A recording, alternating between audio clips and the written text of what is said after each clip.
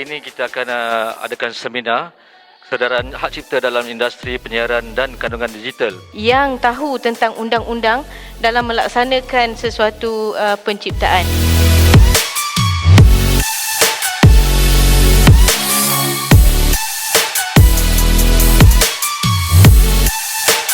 Jadi persoalannya adalah, adakah penerbit drama perlu mendaftar? Adakah komposer itu pun berhak untuk menyaman RTM?